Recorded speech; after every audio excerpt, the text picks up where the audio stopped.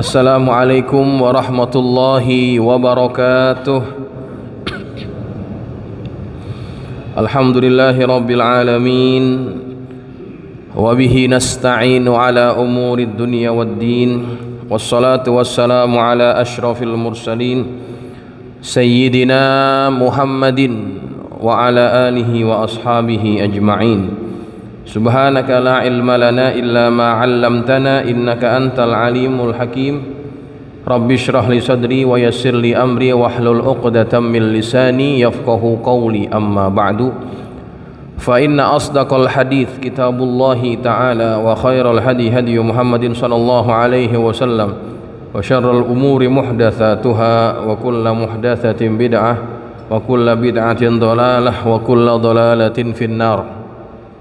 Hadirin jamaah yang dirahmati Allah, kita akan meneruskan pembahasan dari ayat yang ke-239 ya.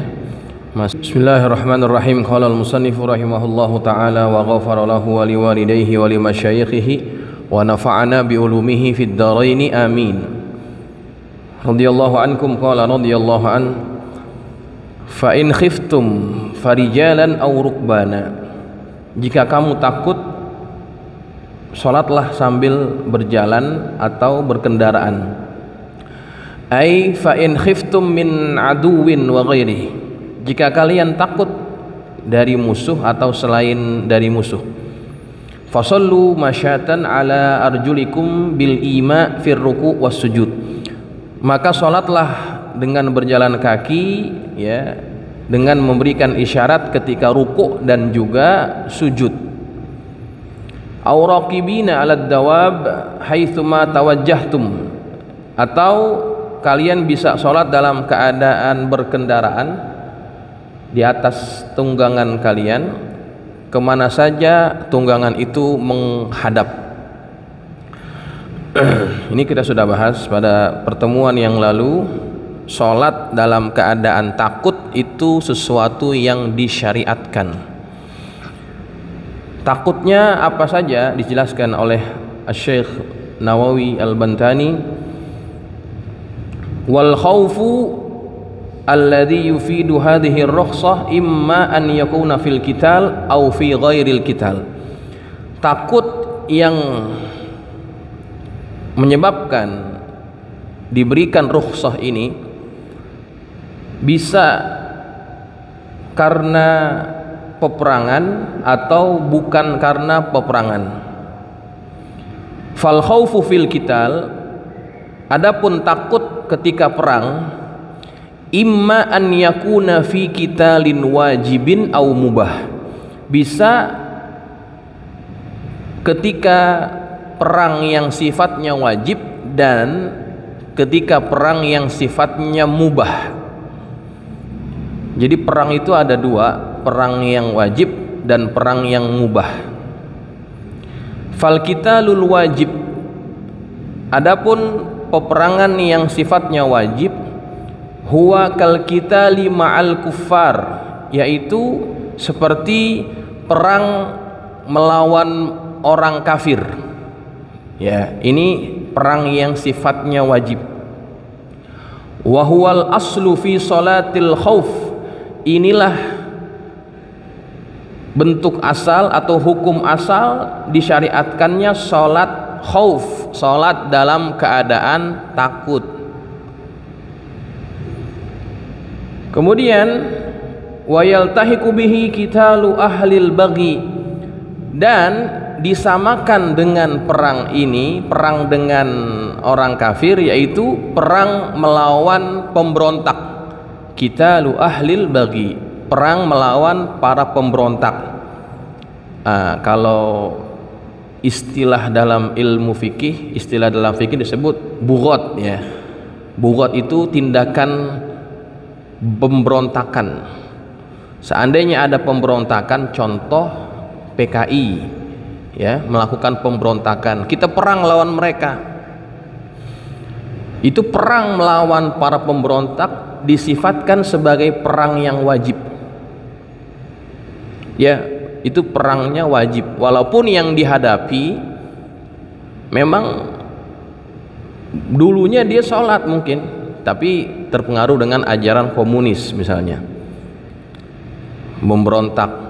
Kalau enggak dia bunuh kita, ya mesti kita bunuh duluan, artinya kan mereka mengancam nyawa kita, ya.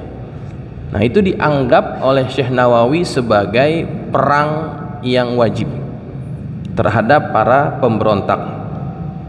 Wa kama idza qasada al-kafiru nafsahu fa innahu yajibu ad-dafu anhu li alla yakuna ikhlalan bihaqqil Islam. Dan sebagaimana orang yang kafir itu bertujuan untuk membunuhnya, maka wajib melawannya agar tidak agar tidak ini artinya ikhlalan itu agar tidak mencederai hak-hak orang Islam, merampas hak-hak orang Islam. Jadi perang melawan orang-orang ini wajib dilakukan agar hak orang Islam itu tidak tergugat. Wa qad jawwaza Asy-Syafi'i ada as-salati halal musayafah. Dan Imam Asy-Syafi'i membolehkan melaksanakan salat ketika sedang mengayun pedang. Musayafah itu artinya sedang mengayun pedang, dari perkataan saif. Saif itu kan pedang. Sampai tahap itu ketika kita lagi perang, ya, sedang berkecamuk, orang pada sibuk perang, waktu sholat sampai begitu Pak, disuruh sholat tetap walaupun dalam keadaan lagi ngayun-ngayun pedang, ngayun-ngayun celurit apa semua kan, itu wajib sholat. Bagaimana sholatnya? Bil ima, dengan isyarat, ya, dengan isyarat. Nah, kalau zaman itu dengan pedang, zaman ini dengan senjata, ya, dengan megang senjata kita sholat. Kalau bapak-bapak lihat di YouTube itu ada satu video yang dibuat oleh Angkatan Tentara Malaysia, ATM kalau bahasa singkatannya ATM, tapi bukan buat ngambil duit. ATM itu singkatan Angkatan Tentara Malaysia. Itu dibuat oleh mereka bagaimana praktek sholat dalam keadaan takut. Tapi belum terjadi perang nih, ya, musuh ada di sana, kita di sini, kita mesti sholat juga. Dipraktekin tuh ada dua soft, ya. Jadi yang soft pertama mulainya sama-sama. Nanti ketika yang pertama itu menyelesaikan ruku, sujud dan sebagainya, yang belakang standby dengan senjatanya. Nah, giliran yang di depan sudah selesai, yang belakang gantian sholat dulu, selesaikan rakaat pertama, gitu. Itu dipraktekkan, ya. Artinya sholat dalam keadaan apapun itu wajib, nggak boleh ditinggalin. Hatta dalam keadaan genting, dalam keadaan perang itu wajib melaksanakan sholat. Masya Allah, ya. Maka kita nggak bisa bayangin kalau nanti kita mati, kita ninggalin sholat, padahal kita nggak dalam keadaan takut, waktu kita banyak, kita nggak sholat. Kira-kira dosa apa tuh yang akan kita terima? Sebesar apa tuh dosa? Karena kita nggak mau sholat, karena alasannya malas saja. Sedangkan untuk urusan yang sangat genting ini, sholat sampai nggak diberikan keringanan oleh Allah untuk ditinggalin. Diberikan rukhsah dengan gerakan-gerakannya saja, tapi tinggalin nggak boleh. Nggak boleh meninggalkan sholat. Dosanya cukup besar. Dosanya cukup besar. Makanya bagi orang yang dahulu waktu zaman muda, zaman-zaman masih jauh dari agama, zaman-zaman jahiliyah gitu ya, sering ninggalin sholat. Sekarang kita sudah sadar, kita ingin memperbaiki diri. Sholat yang dulu bagaimana? Kata Imam Syafi'i, wajib diqadha. Wajib diqadha. Kira-kira diampunin nggak sama Allah? Kita kembalikan kepada Allah, itu hak Allah. Cuma sebagai langkah berhati-hati dan kita menunjukkan rasa penyesalan atas kelalaian kita dahulu yang meninggalkan sholat, maka sholat yang dulu-dulu kita tinggalin kita qadhain. Sehingga para ulama fikih menyatakan kalau kita masih banyak utang sholat wajib, jangan sibuk sholat sunnah. Gitu, sampai begitu Pak. Saking apanya tuh? Saking pentingnya sholat wajib tuh nggak bisa ditambel sama sholat sunnah. Kecuali kalau kita sholat wajib kita udah kerjain. Nah, sholat sunnah ini nambel ketidaksempurnaan sholat wajib. Tapi kalau sholat nggak dikerjain, apa yang mau ditambel? Ya. Nah, itu fungsi sholat nafilah. Sholat sunnah menambal ketidaksempurnaan sholat wajib. Bukan berarti menggantikan posisi sholat wajib. Ya, makanya ini jangan sampai dialami juga oleh anak-anak kita. Kalau kita dulu ninggalin sholat, anak kita jangan sampai. Sehingga Nabi kita Muhammad itu mengatakan, suruh anak kalian sholat, umurnya waktu 7 tahun disuruh udah, walaupun mereka belum balik, suruhin sholat biar biasa. Nanti kalau umurnya udah 10 tahun mereka udah biasa tuh. Kalaupun nggak mau juga, Nabi katakan pukul aja, boleh dipukul agar mereka takut. Begitu Pak ya. Kalau 7 tahun bahkan sebelum itu kita belum nggak mengajarkan kepada anak kita sholat, anak kita 15 tahun baru kita suruh sholat, mereka nolak, kita pukul, kebalik udah ya. Mereka yang mukul kita jadinya ya. Kenapa? Karena waktu mereka sebelum balik belum dibiasakan untuk sholat ya. Makanya kepentingan sholat ini sangat luar biasa. Sampai-sampai Nabi Ibrahim doanya khusus minta agar dirinya dan keturunannya menjadi orang yang mendirikan sholat. Rabbi ja'alni muqimas sholati wa min zurriyati. Itu doanya Nabi Ibrahim, minta sama Allah agar dirinya dan keturunannya menjadi orang yang mendirikan sholat. Saking pentingnya sholat ya. Kemudian itu qitalul wajib, perang yang sifatnya wajib. Saya mau tanya, kalau perang yang dialami oleh orang-orang Palestina itu wajib atau mubah? Wajib ya. Wajib ya. Itu juga masuk dalam kategori wajib, apalagi yang dihadapi betul-betul orang-orang kafir ya, yang memang sudah lama merampas tanah mereka itu. Maka mereka diberikan rukhsah kalau dalam keadaan genting ya, takut dan sebagainya, boleh dalam keadaan sholatnya seperti yang tadi. Wal qitalul mubah, dan yang kedua adalah perang yang sifatnya mubah. Huwa an yadfa'al insanu an nafsihi wa an kulli hayawanin muhtaramin, yaitu seorang mempertahankan dirinya dari binatang-binatang yang muhtaram, yang dihormati. Fayajuzu fi dzalika hadhihi shalah, maka boleh pada keadaan itu mengerjakan salat khauf ya. Salat khauf boleh Pak, salat seperti itu. Misalkan apa? Ada binatang yang buas tapi muhtaram ya, bukan ghair muhtaram. Ghair muhtaram contohnya apa? Kalajengking, ular ya, apa namanya yang bahaya, yang inilah yang ghair muhtaram. Maaf, ghair muhtaram itu contohnya apa? Anjing, babi gitu ya. Kalau ada yang muhtaram, macan, apa, badak, gajah gitu ya. Kita takut, dalam keadaan itu kita boleh. Itu qitalul mubah. Kita sholat untuk tujuan mempertahankan diri. Kalau kita sholat nanti diterkam, itu lebih membahayakan lagi. Kemudian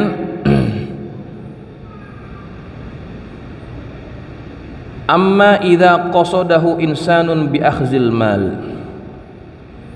Adapun apabila ada seseorang yang ingin mengambil hartanya, ada rampok nih datang ke rumahnya mau ngambil harta.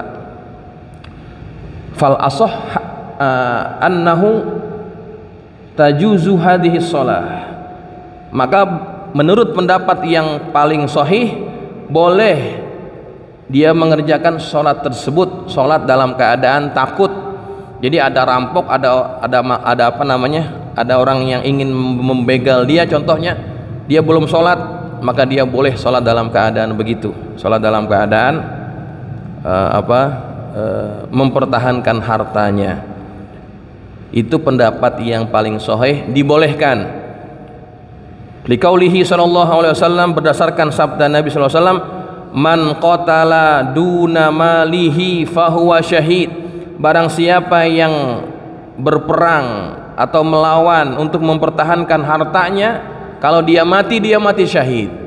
Ada orang mau begal motornya, dipertahanin gitu, dipertahanin sampai dicelurit, naudzubillah, atau ditikam atau ditembak, mati dia karena mempertahankan harta miliknya, maka dia mati dalam keadaan syahid. Begitu ya, pahalanya luar biasa. Ini kata Nabi, nih hadisnya ada. Amma idza qasadahu insanun, maaf kelewatan, kelebihan. Faddaf'u anil mali kaddaf'i anin nafsi. Mempertahankan harta itu sama seperti mempertahankan jiwa. Makanya dibolehkan sholat dalam keadaan takut untuk mempertahankan harta. Ya, misalkan rumah kita nih, contoh ya, daerah kita lagi ada kerusuhan, banyak orang yang melakukan penjarahan, ya kan, penjarahan. Kita nggak mau nih para perusuh ini masuk ke rumah kita atau ngambil barang kita, maka sholatnya dalam keadaan seperti itu, dalam keadaan takut, boleh ya, seperti itu. Kata Syekh Nawawi, faddaf'u anil mal kaddaf'i anin nafsi. Mempertahankan harta itu sama seperti mempertahankan jiwa, ya. Waqila la tajuzu, ada pendapat yang mengatakan nggak boleh. Ya, jadi kalau dalam kitab-kitab itu, pendapat pertama biasanya pendapat yang paling sahih. Setelahnya akan disertakan pendapat pembanding. Biasanya pembanding itu lebih lemah, makanya dipakai sighat qila. Ya, kalau ada sighat qila berarti itu pendapat lemah dibandingkan yang pertama. Makanya dikatakan begitu. Waqila, ada pendapat yang mengatakan la tajuzu, enggak boleh sholat dalam keadaan takut hanya karena mempertahankan harta. Ini pendapat yang kedua. Li'anna hurmatar ruh a'zam. Alasannya adalah karena kehormatan ruh itu lebih agung, lebih utama dibandingkan kehormatan harta. Itu alasan yang kedua. Baik. Fal khauful hasilu fi ghairil qital, dan rasa takut yang dihasilkan selain karena perang, kal haribi minal haraq, seperti lari dari kebakaran, wal gharaq, atau lari dari kebanjiran, ya, melarikan diri daripada tenggelam, wasabu'i, atau lari dari binatang buas, maka boleh salah dalam keadaan seperti itu, sholat dalam keadaan takut, ya. Wal matalibi biddaini, dan lari dari orang yang nagih utang.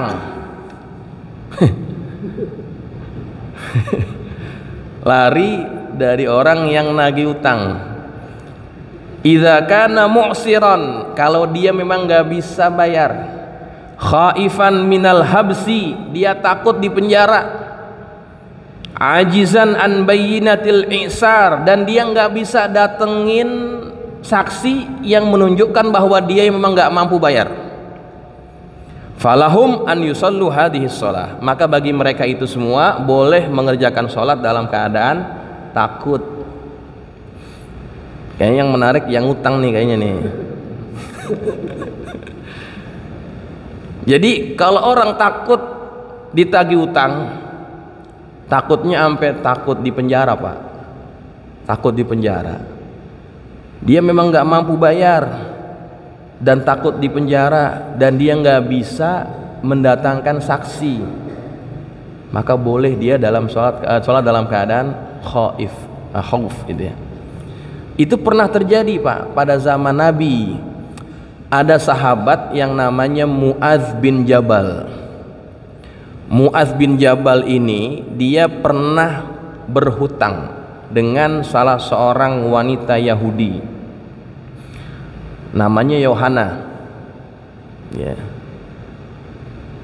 Utangnya banyak, 1 uqiyah emas. 1 uqiyah itu setara dengan 201 gram. Kalau dirupiahin sekitar 190 juta barangkali ya, atau bahkan 200 juta lah kalau harganya 1 emas itu 1 juta. 200 juta dia utang. Nah, pada tempo yang sudah ditentukan dia nggak bisa bayar. Nah, si perempuan Yahudi ini nagih ke rumahnya. Kebetulan itu hari Jumat. Ditagih, diketok-ketok, Mu'adz ketakutan. Dia nggak berani nemuin Yohana nih. Ditungguin sama Yohana sampai kapan? Sampai sholat Jumat. Karena si perempuan ini tahu, pasti dia keluar nih. Masa iya nggak datang sholat Jumat? Ditungguin sampai sholat Jumat. Nah, Mu'adz bin Jabal takut, dia nggak keluar. Akhirnya dia nggak sholat Jumat. Nggak sholat Jumat, takut ketemu sama si Yahudi tadi ya.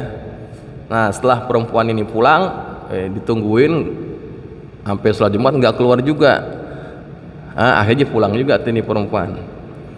Nah, kemudian besok harinya ditanya oleh Rasulullah, ya Mu'adz, kenapa kamu kemarin nggak sholat Jumat? Kata Mu'adz, ya Rasulullah, saya ini ditagih utang. Dia tagih utang saya dan saya nggak bisa bayar. Dan perempuan ini nungguin di rumah saya ya Rasulullah. Saya nggak bisa bayar. Saya takut. Kemudian setelah itu Nabi ajarin dia untuk dibaca agar utangnya bisa lunas. Ani amalin nih yang banyak utang ya. Baca surah Ali Imran ayat 26-27. Nabi yang ajar. Ali Imran ayat 26-27. Apa bunyinya? Qulillahumma malikal mulki tu'til mulka man tasha' wa tanzi'ul mulka mimman tasha' wa tu'izzu man tasha' wa tudhillu man tasha' biyadikal khair innaka ala kulli syai'in qadir. Tulijul laila fin nahari wa tulijun nahara fil lail wa tukhrijul hayya minal mayyiti wa tukhrijul mayyita minal hayy wa tarzuqu man tasha' bighairi hisab. Nah, itu Pak, Nabi ajarin kepada Mu'adz untuk dibaca kalau kepengen dia mampu bayar ya. Jadi nanti ada tuh keajaiban-keajaiban, bukan langsung datang duitnya blok begitu enggak, tapi nanti ada aja jalannya. Bisa dianggap lunas, bisa ada yang orang bayarin kita ya, macam-macam deh. Kita dapat rezeki yang enggak disangka-sangka, itu diamalin. Makanya orang-orang tua kita dulu kalau zikir habis sholat maghrib khususnya, mereka zikirnya panjangan dikit. Maghrib sama subuh dia pakai zikiran, nyambungin nama ayat tadi tuh, qulillahumma malikal mulki tu'til mulka man tasha'. Itu power Pak, ayat itu power. Bisa diamalin bagi yang punya hajat, yang banyak utang ya.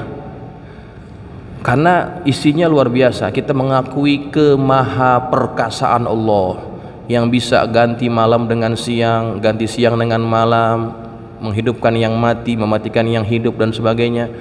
Wa tarzuqu man tasya, kata Allah, wa tarzuqu man tasya, engkau memberikan rizki kepada orang yang engkau kehendaki, bi ghairi hisab, tanpa hitung-hitungan. Masyaallah. Ini bisa diamalin jamaah, ya. Ajarin anak kita, bini kita latihan ngamalin ayat itu, insyaallah apa yang susah jadi gampang, ya. Begitu. Baik. Jadi kalau dalam keadaan kita nggak bisa bayar utang dan keadaannya seperti tadi tuh, ya, takut di penjara, nggak bisa datengin saksi, ya, boleh sholat dalam keadaan takut tadi, khauf. Artinya kalau sholat dalam keadaan khauf, bentuk sholatnya nggak kayak biasa gini kan. Kita kan kalau sholat khusyuk, ya kan, kalau orang dalam ketakutan kan nggak bisa khusyuk begini, ntar matanya lihat-lihat ke sono. Ada orang enggak nih? Beda pokoknya kalau dalam keadaan sholat khauf. Pokoknya dalam keadaan gimana kayak kita sholat, dengan isyarat-isyarat boleh, dengan sambil jalan kita sambil jalan boleh, gitu ya. Itu sholat khauf. Kemudian fa idza amintum, kalau sudah aman, bizawalil khaufil ladzi huwa sababur rukhsah, dengan hilangnya rasa takut yang menjadi sebab rukhsah itu, fadhkurullaha, maka ingatlah kepada Allah, faf'alus shalah, maka kerjakanlah salat, kama 'allamakum, sebagaimana yang telah diajarkan kepada kalian, biqaulihi ta'ala, sebagaimana firman Allah Ta'ala, hafizu 'alas salawati was salatil wusta wa qumu lillahi qanitin, lianna sababal rukhsati idza zala 'adal wujub fihi, karena sebab rukhsah itu apabila telah hilang maka kembali kewajiban padanya, kewajiban sholat seperti sedia kala. Wa sholatu qad tusamma dzikran, dan sholat itu dinamakan zikir, kama fi qaulihi ta'ala, sebagaimana firman Allah Ta'ala, fas'au ila dzikrillah, bersegeralah kepada mengingati Allah, ai as-shalah, yakni sholat. Malam takunu ta'lamun, apa-apa yang kalian tidak ketahuinya, qabla bi'tsati Muhammadin sallallahu alaihi wasallam, yakni sebelum diutus Nabi Muhammad sallallahu alaihi wasallam. Baik jamaah, itulah ayat yang ke-239.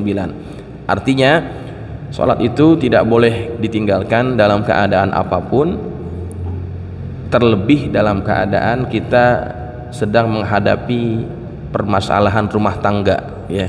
Pusing bagaimana kek, ya. Ngumet pala kita mikirin prahara rumah tangga. Wah, gelas sudah pada pecah, piring sudah pada pecah, sholat jangan pakai tinggal, gitu ya. Itu dalam keadaan seperti itu pun nggak boleh kita ninggalin yang namanya sholat. Nanti Allah akan kasih itu Pak jalan keluar, paling nggak kita lebih tenang, gitu ya, lebih tenang, tidak emosional. Karena apa? Karena seringkali orang kehilangan kontrol diri ketika sedang menghadapi masalah karena mereka kurang zikir, dan zikir yang terbaik adalah sholat. Orang kan kalau lagi berantem sama bininya kadang-kadang main gaplok aja bininya, digampar, ya, dibanting, di smackdown misalkan gitu. Ya gara-gara itu kurang kontrol diri. Kenapa bisa jadi begitu? Nah pasti lakinya nggak sholat tuh. Laki yang tukang mukulin bininya pasti lakinya nggak sholat. Kalau orangnya sholat, nggak mungkin seperti itu. Berantem aja sih, tapi ya masih bisa dikendalikan, ya. Maka jamaah selalu tegakkan sholat, didikan sholat dalam apapun keadaan yang kita hadapi. Semoga Allah jadikan kita termasuk orang-orang yang mendirikan sholat seperti yang dipinta oleh Nabi Ibrahim alaihi salam, agar dijadikan orang-orang yang senantiasa mendirikan sholat. Demikian, mohon maaf.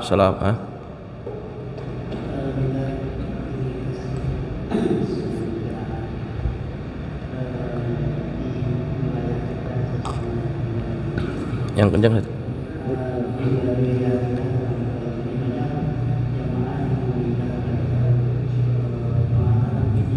Angkat pidyah.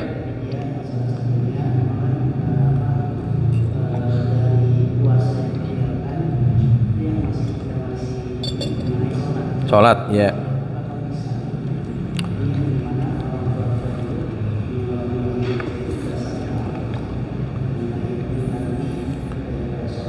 Baik, angkat fidyah atau bayar fidyah untuk puasa semua sepakat boleh, itu memang dianjurkan ya, ada ayatnya, ada nasnya.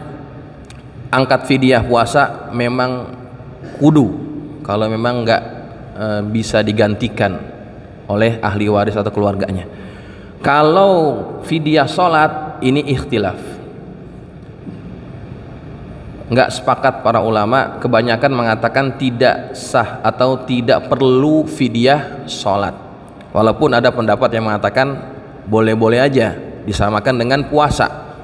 Kalau cari dalilnya nggak ada, cuman disamakan, dikiaskan dengan sholat.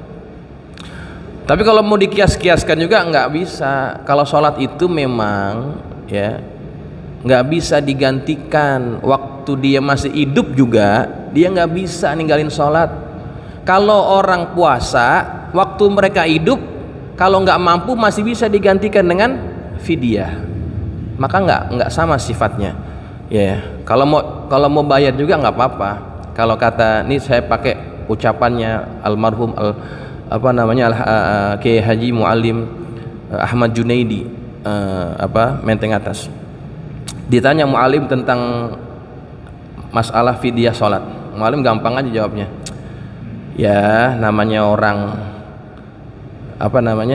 orang mancing ya, bisa jadi dapet, bisa jadi kagak gitu katanya, gampang aja ya kalau mau bikin, tapi jangan ngarep pasti diterima, untung-untungan gitu ya, untung-untungan. Kalau diterima alhamdulillah, kalau enggak ya sudah, jadi sedekah saja jadinya gitu. Jadi kalau duitnya banyak nggak apa-apa, kalau duitnya pas-pasan maksain bayar fidyah sholat, mendingan nggak usah. Mendingan tuh duit buat siapa? Buat ahli warisnya. Kalau masih ada anak yatimnya, kasih yang yatim. Kalau yang puasa memang itu hak mayit. Kalau dia ninggalin puasa karena sakit misalkan, kemudian mati belum ganti sholat puasanya, itu sebelum diganti dibagi waris, selesaikan dulu hak-hak dia. Itu wajib dikeluarin tuh ya. Nanti kalau sudah dikeluarin baru deh dikasih kepada ahli warisnya. Nah kalau masih ada anak yatimnya, mendingan kasih anak yatimnya daripada buat fidyah sholat. Melainkan kalau duitnya udah nggak ada serinya pak ya, dia mau angkat fidyah sholat juga terserah dah ya, untung-untungan gitu sifatnya, untung-untungan ya begitu ya. Tapi hukumnya nggak seperti fidyah puasa ya, puasa memang kudu. Baik ya, mudah-mudahan ada manfaatnya. Al-Fatihah. A'udzubillahi minasyaitonirrajim. Bismillahirrahmanirrahim. Alhamdulillahirabbil alamin arrahmanir rahim maliki yaumiddin. Iyyaka na'budu wa iyyaka nasta'in. Ihdinas siratal mustaqim siratal ladzina an'amta 'alaihim ghairil maghdubi 'alaihim waladdallin. Amin. Bismillahirrahmanirrahim. Alhamdulillahirabbil alamin. Allahumma shalli ala sayidina Muhammadin wa ala ali sayidina Muhammad. Allahumma anfa'na bima 'allamtana wa 'allimna ma yanfa'una. Allahumma zidna wa la tankusna wa akrimna wa la tuhinna wa atina wa la tahrimna wa athirna wa la tu'thir 'alaina wa ardina warḍa 'anna. Allahumma inna nas'aluka bihaqqi Fatimata wa abiha wa 'aliha baniha iftah 'alaina wa 'ala auladina wa talamidina futuhal 'arifin faqihna wa iyyahum fid din warzuqna kamalal ikhlasi wal yaqin. Allahumma rzuqna fahman nabiyyin wa hifzal mursalin wa ilhamal malaikatil muqarrabin birahmatika ya arhamar rahimin. Allahumma ij'alna minal ladzina yastami'una al-qawla fayattabi'una ahsanah. Sallallahu ala sayyidina Muhammadin wa ala alihi wa sahbihi wa sallam walhamdulillahi rabbil alamin. Assalamualaikum warahmatullahi wabarakatuh.